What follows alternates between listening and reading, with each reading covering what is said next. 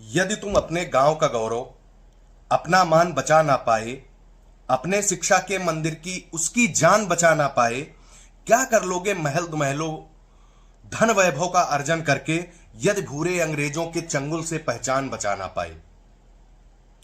साथियों, 5 trillion economy का दावा करने वाला राष्ट्र, 1 ट्रिलियन इकोनॉमी का दावा करने वाला राज्य, हर एक प्राथमिक स्कूल में न्यूनतम 5 शिक्षक, 1 चौकीदार, 1 सफाई कर्मी, कुछ क्लर्क, सौर ऊर्जा व विद्युत चालित पंखे, साफ पानी, साफ शौचालय, डेस्क बेंच, समय से पुस्तकें और गैर शैक्षणिक कार्यों से मुक्त शिक्षक, इन सबको उपलब्ध करा दिया तो क्या नामांकन नहीं बढ़ेगा?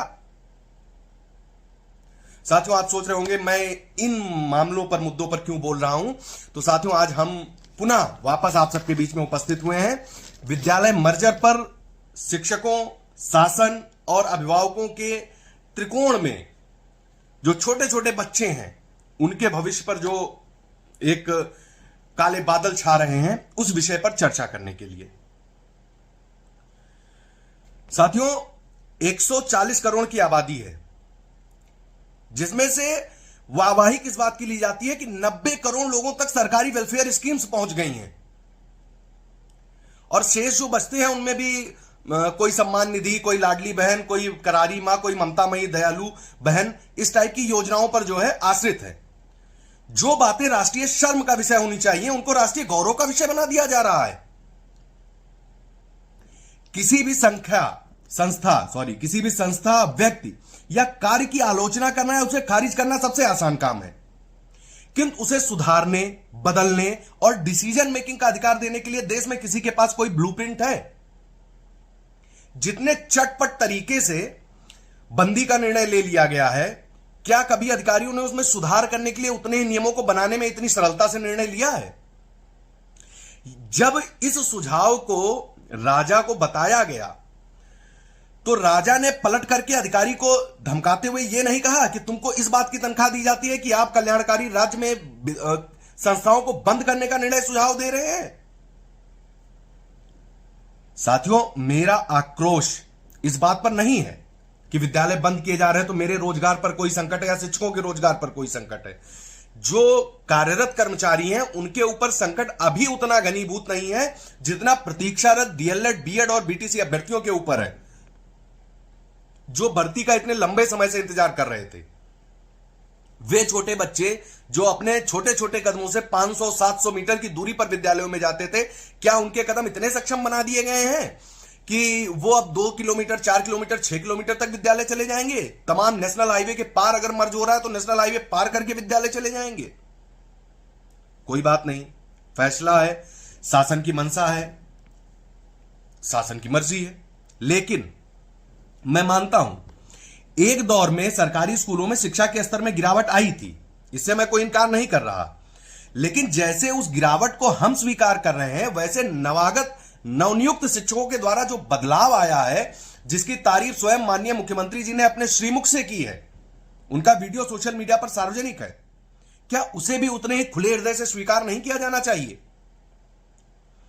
और शिक्षा के स्तर में आई हुई इस गिरावट को समग्रता से देखेंगे तो पता चलेगा इसके लिए सिर्फ शिक्षक दोषी नहीं है, और शिक्षक को दोष देना सबसे सरलतम रास्ता है और गलत नीतियों को ढकने और नीति निर्माताओं को बचाने का कुत्सित प्रयास है। मैं शिक्षकों को डिफेंड नहीं करूंगा, मैं शिक्षक हूं, सिर्फ इसलिए शिक्षक को डिफेंड करूं यह गलत है। कुछ शिक्षकों ने अपने दायित्वों का सम्यक निर्वहन नहीं किया, इससे मुझे बिल्कुल इनकार नहीं है, लेकिन इसके आधार पर आप सारे शिक्षकों को एक ही डंडे से हाँक देंगे? और यदि हाँक रहे हैं तो मेरे एक प्रश्न का जवाब दे दीजिए। एडीआर यानी एसोसिएशन फॉर डेमोक्रेटिक रिफॉर्म्स, इसकी एक रिपोर्ट आई थी। इसके हिसाब से जो वर्तमान विधानसभा है उसमें 51% विधायक दागी हैं। तो इसके आधार पर हम कहते हैं सारे विधायक चोर हैं? नहीं कह सकते ना।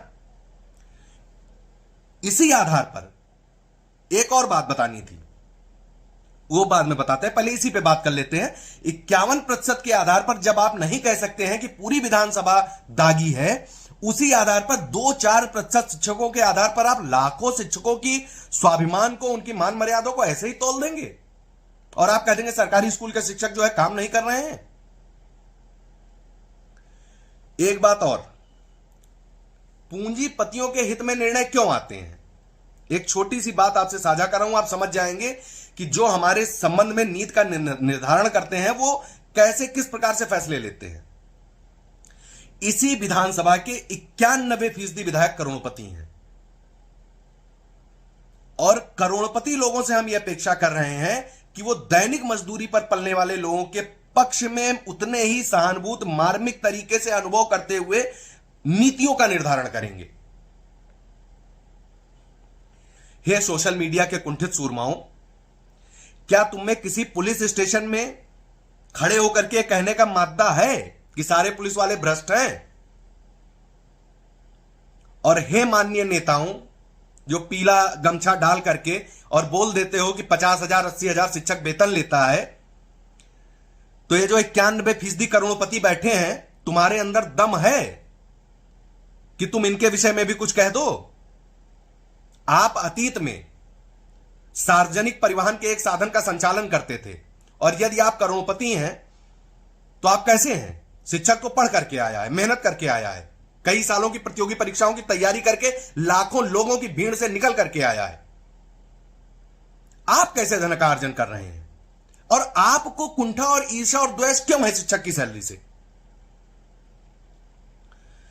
और ये जो सोशल मीडिया के कुंठित सूरमा है, ये किसी पुलिस वाले को कह पाएंगे, या किसी नेता की सभा में खड़े होकर कह सकते हैं कि नेताजी आपकी विधानसभा के 51% लोग दागी हैं? चलिए छोड़िए, नेता और पुलिस तो बहुत बड़ी बात है, इतनी हिम्मत तो मानता हूं मैं शायद चुनिंदा लोगों में होगी। किसी भी विभाग में खड़े होकर के आप कह पाओगे कि इस विभाग में इतना इतना दोष है? और इन सबको भी एक किनारे कर दें। विभाग तो चलो, आप इस डर से भी नहीं जाओगे कि सरकारी काम में बाधा और ये वो हो जाएगा। चलिए, आप निजी स्कूल में खड़े होकर के कहने का आपके अंदर दम है कि वह लूट खसोट और शोषण के अड्डे हैं, और इन लुटेरों को जो प्रश्रय दे रहे हैं वही लोग आज तंत्र चला रहे हैं। सभी विद्यालयों में एक किताब की पॉलिसी क्यों नहीं बन पा रही है? और देवरिया की एक जन सेविका अधिकारी का एक वायरल वीडियो आप लोगों को याद होगा, वो आम पब्लिक को बता रही है कि सरकारी विद्यालय में आप पढ़ाएंगे तो आपको कम जो है पैसा मिलेगा, और निजी विद्यालयों में आप पढ़ाएंगे तो आपको शासन द्वारा ज्यादा पैसा मिलेगा। क्या एक सरकारी पद पर बैठे हुए जन सेवक का यह दायित्व सही है? आप में से कितनों ने उस पर सवाल उठाए, और क्या कार्रवाई हुई उस पर कि आप सरकारी सेवा में होते हुए लोगों को निजी की तरफ कैसे प्रेरित कर सकते हैं? तो हे सोशल मीडिया के कुंठित सूरमाओं, आपको मास्टर ही गरीब की लुगाई लगता है, जिससे आप जब चाहे मजाक कर लें, जब चाहे उसका आंचल खींच लें, बस इसलिए कि वह सरकार से सैलरी लेता है। सरकार से सैलरी लेने के कारण आप उसे लज्जित या शर्मिंदा करेंगे, लेकिन जो सरकार है, जो जनप्रतिनिधि हैं, जो अधिकारी हैं, जो प्रभावशाली वर्ग है, या जो निजी विद्यालय के संचालक हैं, उनसे प्रश्न करने में आपका हलक सूखने लगता है। उनसे प्रश्न करने में आप क्यों नहीं इतनी आसानी और सहजता अनुभव करते हैं? चलिए, इनको भी हटा देते हैं। अब आइए बात करते हैं नीतियों की, जिनको बनाता कोई और है और जिनके असफल होने का दुष्परिणाम के लिए कोसा जाता कोई और है। एक एक पॉलिसी पर बात करते हैं। पहला, नो डिटेंशन पॉलिसी, यानी कि no fail policy. RT act के तहत 2010 में शुरू की गई, और यह पॉलिसी कहती है कि कक्षा 8 तक किसी भी छात्र को फेल ना किया जाए, उसका परिणाम, उसका प्रदर्शन कैसा भी हो। अब आप बताओ, आप कहते हो कि इस विद्यालय के जो छात्र हैं वो दूसरी तीसरी पास हो जाने पर ये सामान्य सी चीज नहीं कर पा रहे हैं। अतीत में भी ऐसे बच्चे पैदा होते रहे हैं जो नहीं कर पाते थे, लेकिन उस समय क्या समाधान था उसका कि एक ही बच्चा कक्षा 1 में, कक्षा 2 में एक एक दो बार रिपीट करता था। तो युग बदल जाने से स्पर्म की क्वालिटी नहीं बदल गई है, या आप कुछ ऐसा सेवन नहीं करने लगे हैं कि आपकी गर्भ से केवल आइंस्टाइन और अब्दुल कलाम जैसे बच्चे पैदा होंगे। सामान्य औसत समझ का विद्यार्थी भी इसी कोख से पैदा होगा। इस नीति में बदलाव के लिए क्या किसी ने आवाज उठाई? क्या किसी ने बोला कि प्रदर्शन के आधार पर पेश या फेल का निर्धारण करने का अधिकार अध्यापक का होना चाहिए? दूसरी पॉलिसी की बात करते हैं, एडमिशन में एज का। सरकारी विद्यालयों में प्रवेश की जो आयु सीमा है वो 6 वर्ष है। निजी विद्यालय 4 और 5 साल पे एडमिशन ले लेते हैं। क्यों ले लेते हैं? यदि आप तुलना करते हैं सरकारी और निजी में, तो एडमिशन की आयु सेम रखिए ना।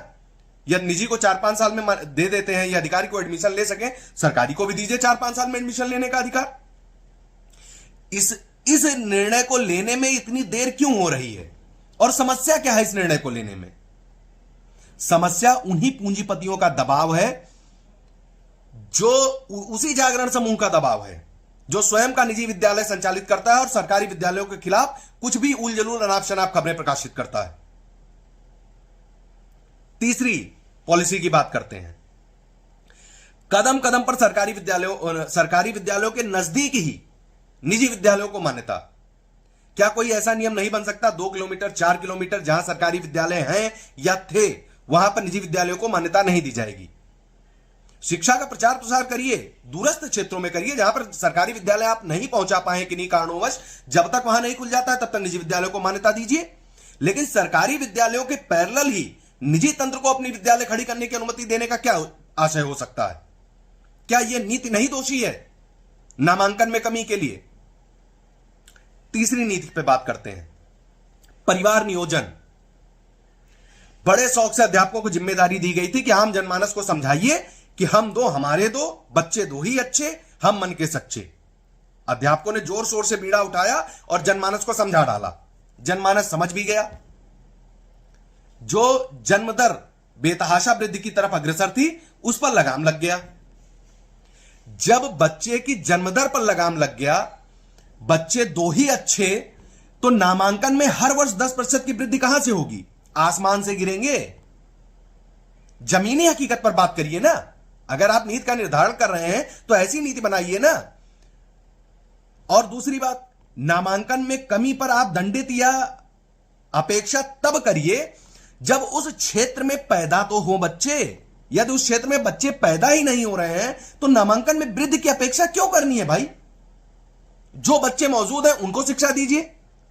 मैं कह रहा हूं 10, 20, 50 जो भी बच्चे हैं उनको शिक्षा देने का दायित्व कल्याणकारी राज्य का नहीं है, शासन का नहीं है, सरकार का नहीं है। इसके बाद बात आते हैं सबसे महत्वपूर्ण बात पर, जो सबसे ज्यादा टिप्पणी होती है वो ये कि अध्यापकों के बच्चे सरकारी विद्यालयों में क्यों नहीं पढ़ते हैं। इस संबंध में मैं कहना चाहूंगा 2015 में इलाहाबाद हाईकोर्ट का, लगभग 2015, डेट एग्जैक्ट याद नहीं है, इलाहाबाद हाईकोर्ट का एक निर्णय आया था जिसमें कहा गया था अधिकारी, नेता, सरकारी जितने कर्मचारी हैं जिस भी विभाग के हैं, उन सभी के पाल्यों का सरकारी विद्यालयों में एडमिशन अनिवार्य होगा, उसमें पढ़ना अनिवार्य होगा। इस निर्णय को लागू करने से कौन पीछे हटा? अध्यापक तो नहीं है लागू करने का अधिकार रखता है। आज भी कम से कम 50% अध्यापकों के बच्चे सरकारी विद्यालयों में पढ़ते हैं, और मैं कहता हूं बना दीजिए नियम, शेष 50% के भी पढ़ेंगे। लेकिन इस नियम को बनाने का अधिकार जिनके पास है वही ये नियम नहीं बनाते हैं, और जो इस नियम को लागू करवा सकते हैं उन्होंने आंख बंद कर रखी है। क्योंकि ये हो जाएगा तो सरकारी विद्यालयों में नामांकन बढ़ जाएगा। सरकारी विद्यालयों में नामांकन बढ़ जाएगा तो जो बड़े बड़े उद्योगपति समूह अपना छुटभैया स्कूल खोल करके बैठे हैं उनके विद्यालयों का नामांकन घट जाएगा। इसलिए यह नीति नहीं बन सकती है। जितनी नीतियां मैंने गिनाई हैं, इन नीतियों में आप मुझे बस इतना बता दीजिए कि सरकारी स्कूल और शिक्षक क्या कर सकते हैं। जब पॉलिसी ऐसी है, इसको बनाने वाले की जवाबदेही नहीं तय हुई कभी, तो उसके असफल होने की सजा किसको दी जाएगी, या उसके असफल होने का जिम्मेदार किसे ठहराया जाएगा? एक और बात पर आते हैं। निजीकरण को बढ़ावा देने के लिए इन्हीं पूंजीवादियों ने अंग्रेजी का हौवा समाज के सामने खड़ा किया कि जो अंग्रेजी जानता है वही सफल है। अंग्रेजी जानने वाले तमाम विद्यार्थी जब मुझ जैसे सामान्य शिक्षक को, या जब मैं भी कभी विद्यार्थी था, इतनी फ्लुएंट और धारा प्रवाह हिंदी बोलते हुए देखते तो आश्चर्य से देखते थे, और मुझे कौतूहल होता था कि इनको इतना आश्चर्य क्यों हो रहा है कि हमारे देश में हिंदी बोलते हुए किसी को। मानकों को ताक पर रख करके रेवड़ी की तरह मान्यता मिल जाना और वहां पढ़ाने वालों को न्यूनतम वेतन भत्ता भी नहीं मिलना, इसका दोष सरकार और समाज का है कि इसमें कोई वाहवाही है। आप कह रहे हो कि प्राइवेट स्कूलों में 5,000 6,000 पर अध्यापक पढ़ाते हैं, इसके लिए ताली बजनी चाहिए। नरेगा की मजदूरी के हिसाब से भी अगर उनको वेतन नहीं मिल रहा है तो शर्म नहीं आ रही है इसकी तारीफ करते हुए? आपको मांग करनी चाहिए सरकार से कि उनको भी हमारे बराबर वेतन मिले, हमारे बराबर नहीं मिल सकता तो एटलीस्ट हमारे वेतन का आधा तो मिले। मैं कह रहा हूं 50, अगर आप मेरे वेतन को 50 मानते हैं तो उनको 25 दिलाने के लिए आप प्रयास करेंगे कि हमारे वेतन को 50 से 25 दिलाने का प्रयास करेंगे? और ये करते हुए आप बात कर रहे हैं कि आप देश को 5 ट्रिलियन इकोनॉमी बना देंगे और विश्व गुरु बना देंगे, गुरुओं का अपमान करके।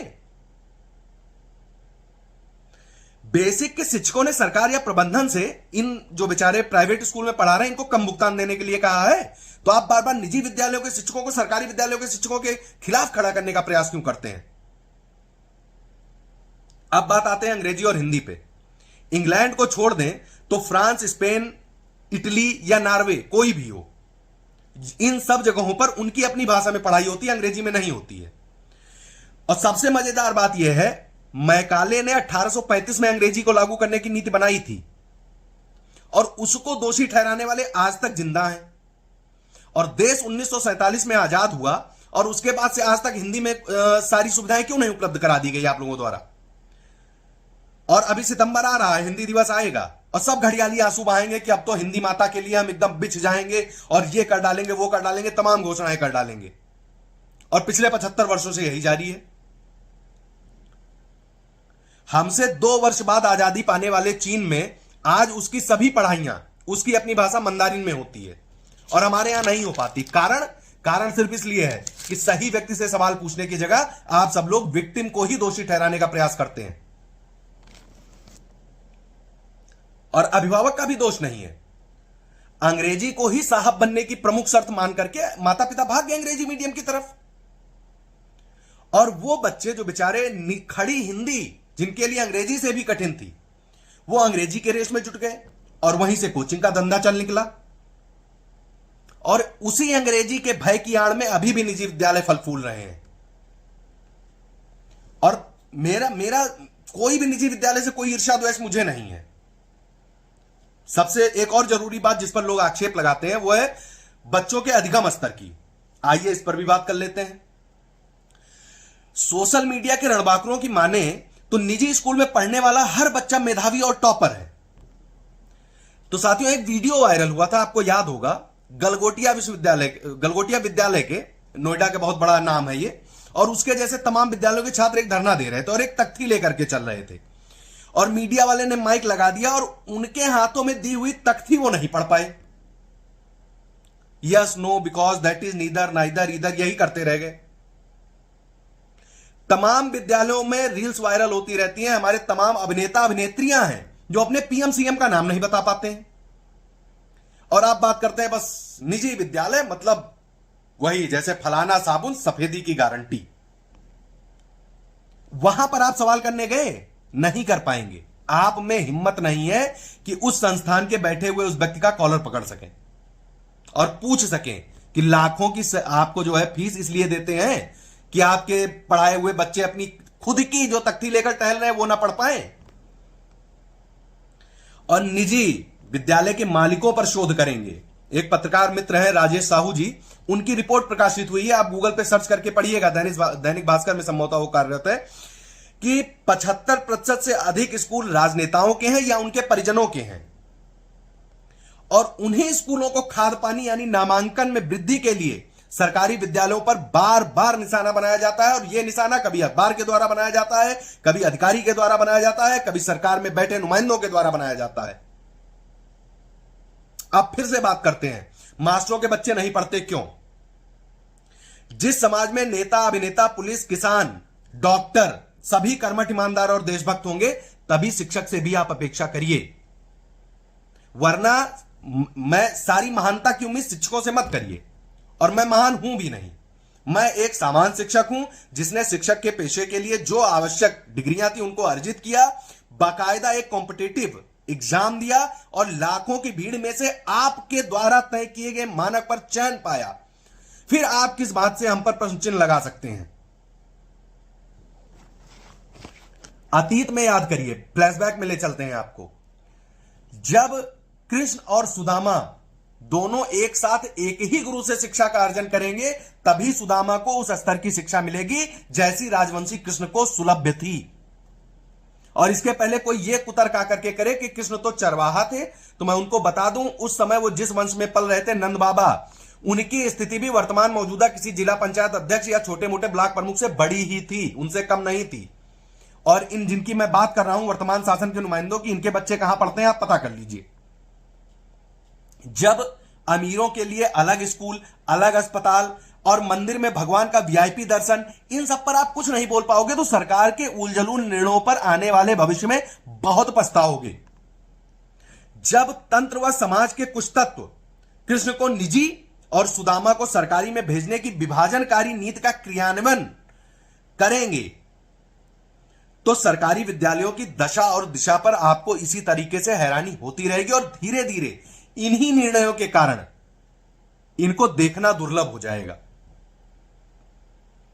कुकुरमुत्तों की तरह खुले हुए कोचिंग संस्थानों में सुरक्षा फीस के लिए कोई मानक है? सुरक्षा का कोई मानक है या फीस का कोई मानक है? कोई जवाबदेही है? दिल्ली में आप देखिए, एक कोचिंग संस्थान में करंट लगने से, वो जाते हुए बच्चे करंट लगने से मर गया, तमाम बच्चे डूब के मर गए। किसको सजा हुई आप बताइए? यही सरकारी विद्यालय रहा होता, अध्यापक निलंबित और बर्खास्त होता और सजा का पात्र होता। निजी तंत्र में कोई जवाबदेही नहीं होती है, आप अपनी जान माल और सुरक्षा के स्वयं जिम्मेदार होते हैं। सरकारी और निजी में यह अंतर होता है। सरकारी अपने साथ साथ जवाबदेही लाता है, सरकारी अपने साथ साथ जिम्मेदारी लाता है। किसी निजी क्षेत्र में कार्यरत किसी कर्मचारी के आप लड़के से पूछेंगे तो वो कहेगा पापा जॉब पे गए हैं, और सरकारी कर्मचारी के लड़के से आप पूछेंगे वो कहेगा पापा ड्यूटी पे गए हैं। तो जॉब और ड्यूटी में यही अंतर होता है। ड्यूटी अपने साथ साथ जिम्मेदारी और कर्तव्य निष्ठा की भावना लेकर के आती है।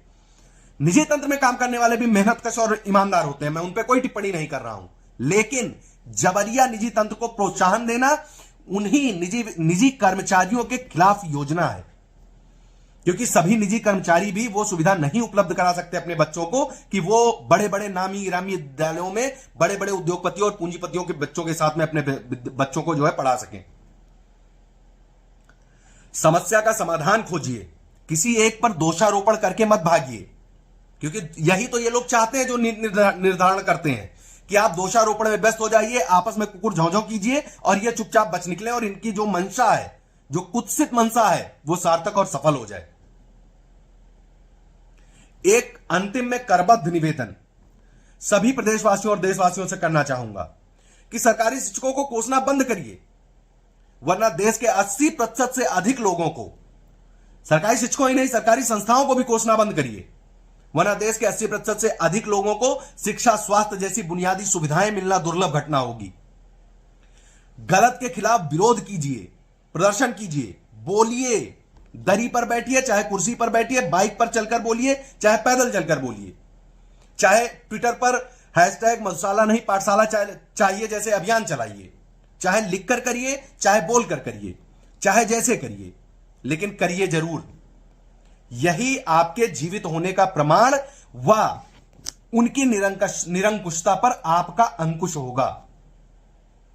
आपको आपकी पीढ़ियों को बचाए रखने के लिए यही जरूरी भी है, क्योंकि हमारे माननीय मुख्यमंत्री जी ही कहते हैं कि बटोगे तो कटोगे। मैं नहीं कह रहा हूं, साहब ने ही हमें बताया है और बड़के साहब ने हमें बताया है कि एक रहोगे तभी सेफ रहोगे। तो जो शिक्षक आपस में भी दोषारोपण करते हैं कि मैं ही सिर्फ हरिश्चंद्र हूं, मैं ही मेहनत करता हूं, फलाना चोर है, बेईमान है, यह करना भी बंद कीजिए। हमेशा अपने दिमाग में एक बात याद रखिए, बटोगे तो कटोगे और एक रहोगे तभी सेफ रहोगे। और एक बहुत हल्की बात कहते हुए अपनी वाणी को विराम दूंगा कि आप सबको याद होगा सन 2014 जब बड़के साहब आए थे तो उन्होंने सीढ़ी को नमन किया था, और लोकतंत्र की जिस सीढ़ी को नमन किया था दूसरे कार्यकाल में वो सीढ़ी यूज में नहीं रह गई, नई सीढ़ी आ गई। और ये आरटी एक्ट, शिक्षा का अधिकार, ये सब कुछ जितना भी है ये आपको संविधान से मिला है, और इस नए कार्यकाल में साहब ने जिसे नमन किया है वो है संविधान। इसके आगे मैं कुछ नहीं कहूंगा, समझदार को इशारा काफी होता है। और सत्ता में बैठे हुए लोगों से सिर्फ यही कहूंगा कि दिन के बाद रात भी आती है और रात के बाद सुबह भी। हार के बाद जीत भी आती है और जीत के बाद हार भी।